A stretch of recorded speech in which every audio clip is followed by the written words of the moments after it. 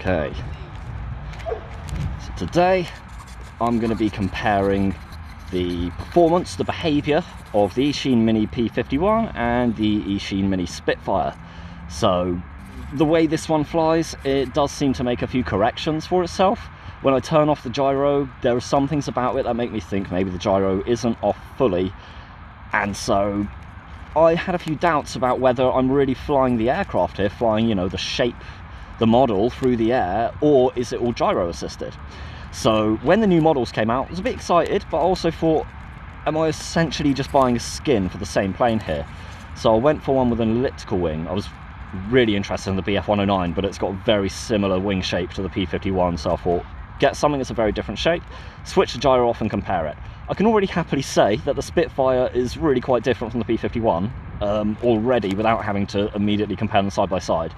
But I still want to do that anyway, just to, you know, just to translate that, because obviously what you're seeing on camera, you can't feel the inputs I'm doing. So first we're going to go up with the P-51, and I've got my little camera down here to film what I'm control inputs are being. Right, so gyro's off. We're flying with no stabilization today because I'm not interested in how good, you know, the computer stabilizes it. And I'm interested in how the airframe behaves, so no gyro assistance, we're just going to feel the plane. We've got a bit of wind to deal with today, but this has probably been one of the calmest days that we've got today. So a common problem I have here, you can see that in order to fly straight, or at least in order to fly level, keep my pitch stable, I'm having to manually push forward on the stick quite a lot, because these have undercambered wings and they are very sensitive to variations in speed, depending on how much, you know, how much lift they generate. I get the impression really for a scale experience with these planes you want to keep their speed down, but in wind that's easier said than done. So that was one thing that I noticed with the P-51 that I was wondering, could it be different with the other models? I was hoping the Spitfire didn't have so much undercamber on its wing. It looked like in the pictures it might not have it. So here we are back at home looking at the two airfoils side by side. Though the Spitfire does have some undercamber going on, it's no way near as pronounced as the P-51. And so I think this not only grants more consistency in varying wind speeds and varying air speeds, but I think this also allows for a bit more scale flight. I definitely personally prefer less undercamber on my airfoils than more. So for me, that's a pro for the Spitfire. So the next thing I wanted to look at, or wanted to talk about, was the rudder input. This is going to be a little bit hard to demonstrate in the wind, so I'll try and get it pointing into the wind nice and slow. Normally, if you rudder, you have adverse roll. So I'm going to rudder all the way left. Oh, it did adverse roll. I swear it didn't used to do that. We're going to try again, ruddering to the right this time. And going into the wind, rudder right. Look at that. It's just yawing. It's not rolling. And that's not normal. Normally, so let's try that again. I see it was only rolling there because of the wind. If we go back into the wind, it's quite stable. There's a bit of adverse roll there, but really, for a World War II plane, that would be all over the place. You would be rolling very quickly, at least with any of my other planes. So that leads me to think that the gyro never fully comes, well, the gyro never fully comes off on the P-51. And that's what had me doubtful about buying the new model, because, you know, would you essentially be buying a skin if you spent 80 quid on a whole new plane when you've already got one? That's really what this whole idea was about, is justifying the spend.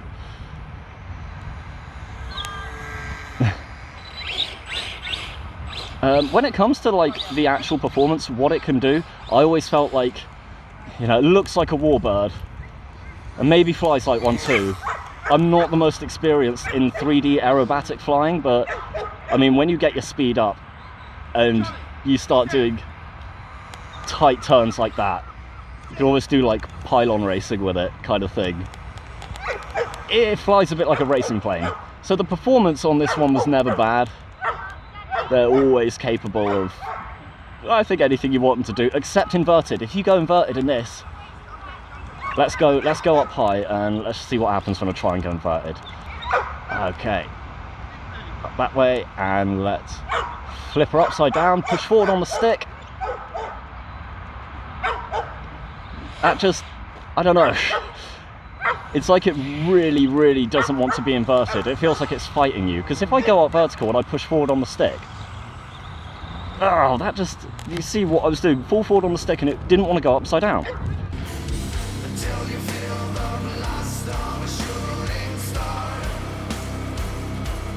The gyro is off entirely. So for it to ignore the response makes me think that the gyro hasn't completely come off. I'm not actually 100% flying the plane by myself. I mean, it's a testament to how tough these planes are. I like just deliberately lawn dart it and it comes away all ready to go, shakes the water off its prop, straight back into the air again, no fuss whatsoever. That was almost a hands-free launch as well. Where was I? Oh yeah, so thing is with the P-51, I feel like you never 100% fly it yourself. So now to compare it to the Spitfire, which, having already had a go of it, I could quite happily say it's not the same experience. Now annoyingly, these planes, they all come with their own controllers, and you don't really need that. So what these controllers do is they, I think they come pre-bound, but of course they have the ability to rebind them should, for whatever reason, you know, you need to rebind it. So to enable me using one controller, you power the plane on first, make sure it's nice and stable so the gyro can calibrate, and then you switch on the controller within 5 seconds. So here goes, power on, nice and flat, within 5 seconds, get the controller on, and they bind. Arm your throttle, and we're ready to go. Look, almost ready to go. Let's put the battery hatch in. Controller makes it look very similar, but it is not the same plane, and I'm hoping that my inputs on camera down there translate. You know, they actually show you that it is a very different plane to fly. I've used no digital trims here because I'm sharing one controller between both. I'm just relying on the adjustable push rods. Brilliant idea. I don't know if it's Eachine's idea, but it's great. When I first got this Spitfire and I took the I switched the gyro off, it just immediately, it was like I was doing this all the time, always pulling back on the stick, always had to wrestle with it. Felt like it was really tail heavy, but I checked the CG and the CG was right, so a slight adjustment to the push rod there leading to the elevator, and nice and stable coming up and down as a wing would. I feel as though, I mean, this might just be me, might be a bit of confirmation bias happening here, but I feel as though with varying winds, the airfoil isn't quite so up and down.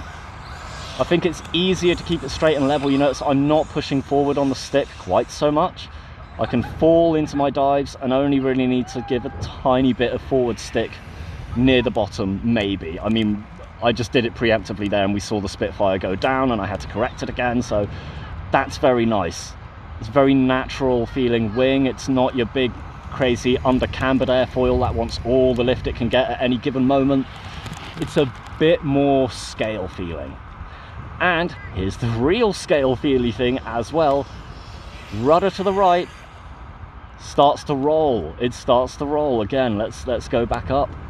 Stupid wind, it's picked up a bit, and right, rudder to the left, and it's rolling, and it's rolling, and it's rolling deeper. It's probably, actually, now that I say that, I feel like that should be rolling more. Like, I can actually do a full sort of barrel roll, if you will, with my SU-35, which obviously has no gyros on it. And yeah, okay, it's got 2 vertical stabilizers, not the one, meaning 2 rudders, so there's a lot more extra force, but you should always be able to roll a plane with its rudder, I think. So further considerations being made at home again, I thought I would have a look at the throws on the rudder for the Spitfire and compare them to my Su-35. Now, the throws initially look to be about the same, but also I've got to bear in mind I've got two rudders on this. They are much taller than the sort of central plane than, you know, what would be the same on the Spitfire. And this one was always a lot more tame on the adverse roll when it came to rudder inputs. And I always assumed that was for being a bit overstable due to having a lot of weight at the bottom. But having that rudder a lot closer to where the wings are, maybe the amount of adverse roll that comes out of the Spitfire is perfectly realistic. And it's not due to overstabilization or anything, because the plane does, it does just feel right. And maybe this plane, because this one and the Su-34 before it were the first ones I had with rudders, have given me a false expectation for how much adverse roll normally comes out of using the rudder. This one's actually probably okay. Plane with its rudder, I think. I don't know if you saw what happened there. This is the first time I've really noticed it. That plane was tip stalling just then. It was G-locking and tip stalling. And this is something you have to look out for on warbirds, because they are harder to fly, and they did do that in real life. And I really like the fact that the gyro does not fight you on that. The gyro doesn't fix it for you if you switch the gyro off. I mean, I can always, of course, I can switch the gyro on. Where's the fun in that? Gyro off, do it properly, and it's up to you to avoid tip stalling now. Like a real, you know, RAF pilot, you had to look out for that. If you were locked in a turn fight with a BF-109, you had to make sure you didn't overstress the aircraft and end up dropping out the sky, losing all your altitude and getting the enemy on your tail. But what I love so much about this aircraft is that it gives you that real experience, but the crashes are inconsequential. So as with the P-51, this has bumped and bumped and bumped and just walked away from it no problem over and over again. It's so great. It's completely changed what getting into the hobby is going to entail now, or getting more advanced in the hobby. I think, you know, I've been in the hobby for about 5-7 years, and I'm used to flying prop and slot park jets and biplanes. I haven't uploaded what happened with the Dynam Hurricane on its maiden flight. It was really a depth perception issue, but still, it's difficult to keep in the air, and that, you know, warbirds, it's new territory for me. And I think that this plane is going to be a really handy tutor in teaching me what it's like to deal with these kind of warbird designs. And you could say the same with the P-51, but I think the Spit just does that little bit better. But yeah, I think that this thing is going to be really handy in honing my skills in. Not to mention, when they're small, you could see they're more snappy.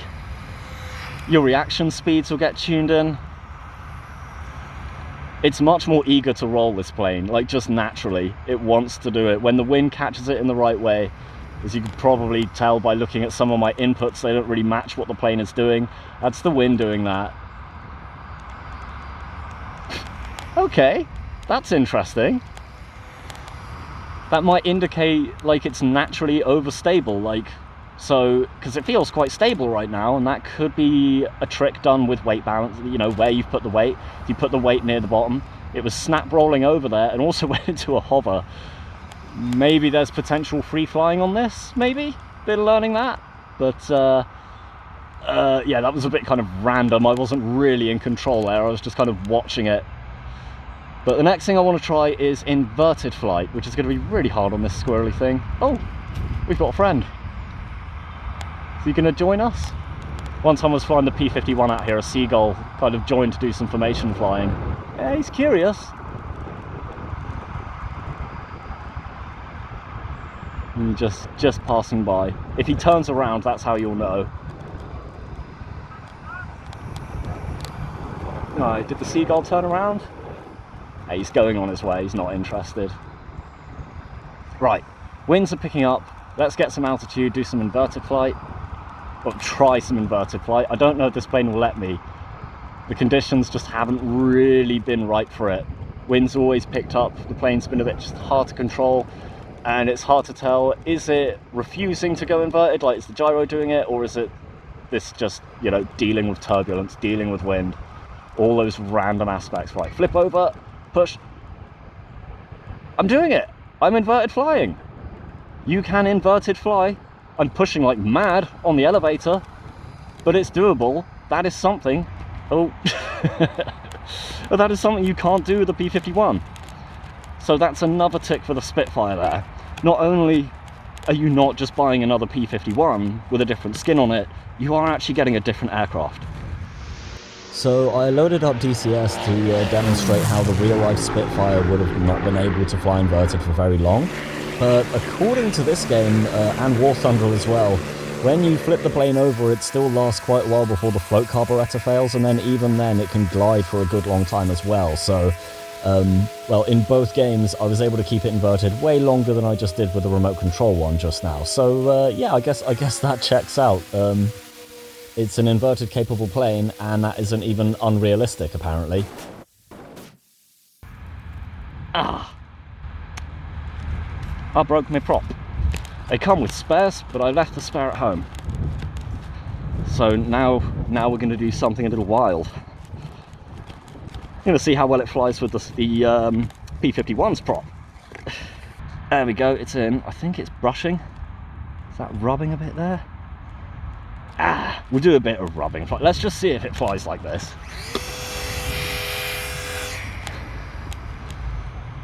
I mean, of course it would fly. Why wouldn't it fly? It's a propeller, it's slightly wider in diameter, but it's got one less blade.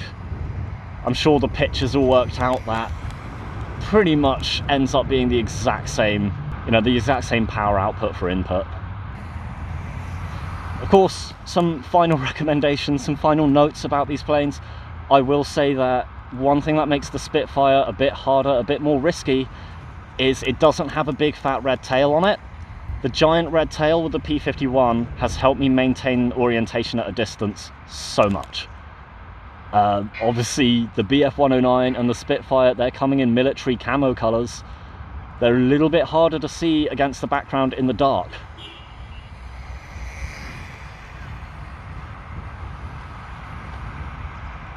If you already have an Eachine P-51 and you're tempted by the new Warbirds, I can definitely say for the Spitfire at least, get it. You could totally justify the purchase. It's a different plane that has all of the benefits of the P-51, but comes with some extra bonuses as well. I guess it's got all the benefits and more. And I mean, you can't really beat that iconic elliptical wing in flight. I mean, it's lost out narrowly to a BF-109 because I think the BF-109 also looks really nice.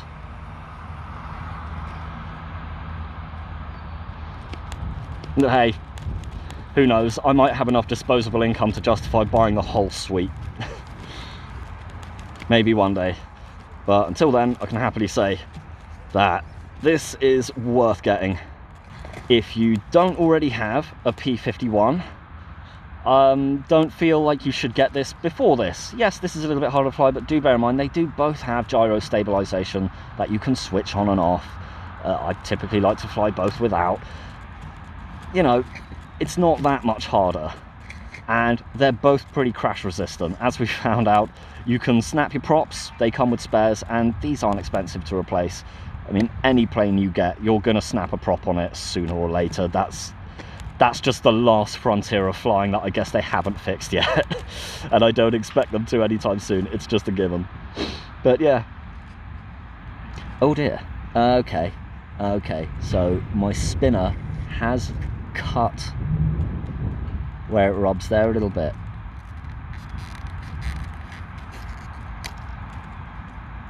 So be wary of that. If you want to swap the props between the P-51 and the Spitfire, there is that risk.